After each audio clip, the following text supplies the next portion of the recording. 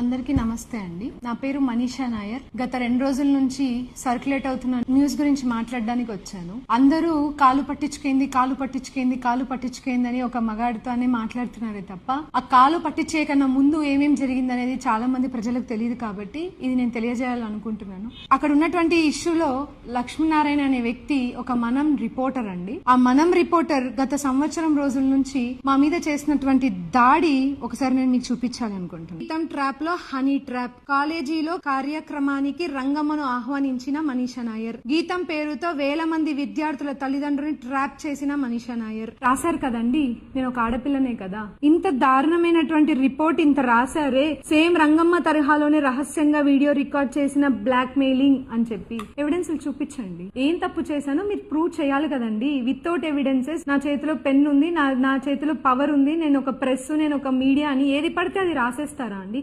ఎటువంటి సంబంధం లేని రంగమ్మ విషయంలోకి ఆవిడ ఎవరో కూడా నాకు తెలీదు. ఆవిడ ఒక రోజు నా కాలేజ్ కి వచ్చి 5 ఆడోళ్ళందరూ వచ్చి మేము పలానా లేడీ సంఘాలు అని చెప్తే హ్యాపీ ఉమెన్స్ డే అని విష్ చేయడానికి అని చెప్పి నా దగ్గరకు వచ్చి బొక్క తీసుకున్న ఫోటోని తీసుకొని ఆవిడ ఫేస్బుక్ లో పోస్ట్ చేసుకోవడం జరిగింది. ఆవిడ ఫేస్బుక్ లో పోస్ట్ చేసుకున్న ఫోటో వీళ్ళ మీడియా వాళ్ళకందరికీ తెలిసి ఆ ఫోటోని తీసుకొని ఆవిడికి నాకు సంబంధం ఉంది, ఆవిడలాగే నేను చాలా మంది అమ్మాయిలని ట్రాప్ చేశాను, ఆ వీడియోలు రికార్డ్ చేసుకున్నాను అని చెప్పి ఇట్లా ఫేక్ న్యూస్ చేస్తున్నారే. చూపించాలండి, వీళ్ళందరూ నాకు చూపించాలి. ఎంతమంది అమ్మాయిని ట్రాప్ చేశానో చూపించాలి, ఎంతమంది ఆడవాళ్ళ జీవితాన్ని నేను నాశనం చేశానో నాకు చూపించాలి కదండి. మరి చూపించమని అడుగుతున్నానండి. ఫస్ట్ ఇదంతా జరగడానికి కారణం నేను అనౌన్స్ చేసినటువంటి అమ్మాయిలకి ఇస్తున్నటువంటి ఉచిత విద్య. ఫస్ట్ ఇదంతా జరగడానికి కారణం నేను ఇచ్చినటువంటి ఉచిత విద్య. అది వీళ్ళందరికీ నచ్చలేదండి.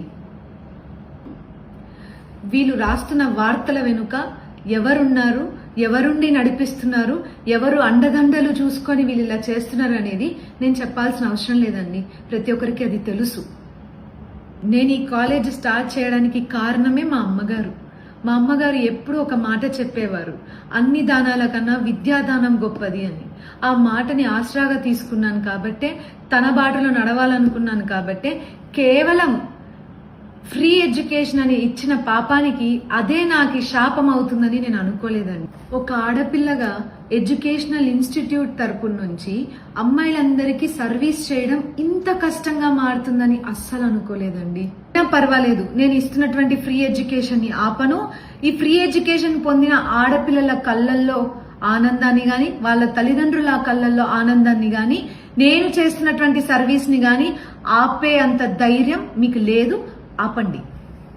ఈ కార్యంలో ఈ ఫ్రీ ఎడ్యుకేషన్ ఆపడం కోసం ఇంత నీచానికి దిగజారుతారని కలలో కూడా అనుకోలేదండి. నేను అసలు సంబంధం లేని విషయంలోకి ఒక బ్రోకర్ అని ఒక ముద్రనేసిన మీడియా మిత్రుల్ని అడుగుతున్నా. బ్రోకర్ అని అన్నవాని కోసం మీరు నిలబడ్డారే. ఒక ఆడదాన్ని ఇంత నీచమైన దాంట్లోకి దించినప్పుడు మీకు కనపడలేదా అండి? మీ ఇంట్లో ఆడవాళ్ళు, అక్కడ మీ ఇంట్లో చెల్లెలు కనపడలేదా? మీ ఇంట్లో ఆడవాళ్ళు కనపడలేదా? అంటే ఈ ఉచిత విద్యను ఆపడం కోసం నేను చనిపోయినా పర్వాలేదు అనుకుంటున్నారా? సంబంధం లేని దానిలోకి లాగి బురదని చల్లి నన్ను చంపేయాలనుకున్నారా అండి? ఒక మంచి కార్యం చేయడానికి వచ్చిన ఆడపిల్లని చంపేస్తారా అండి ఇట్లా ముద్రలేసి? ఒక ఆడపిల్ల మీద ఏమి దొరకనప్పుడు వేసేదే ఇలాంటి ముద్రలు కదండి. ఇంకా మారదా ఈ ప్రపంచం? ఇంకా మారదా? సరేనండి, నేను ఇంకా ప్రజలకి, భగవంతునికి, కర్మకి వదిలేస్తున్నాను. కర్మ ఎవరిని వదిలిపెట్టదు. న్యాయం ఎప్పుడూ గెలుస్తుంది, అన్యాయం ఎప్పుడూ ఓడిపోతుంది. నేను దాన్ని గట్టిగా నమ్ముతాను.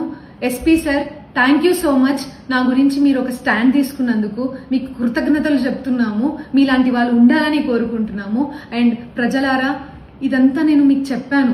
దీంట్లో మీకు ఏది న్యాయం అనిపిస్తుంది, ఏది కరెక్ట్ అనిపిస్తుందో చూసి మీరే నిర్ణయం తీసుకో. Stand for me, stand for my girls, stand for my institute.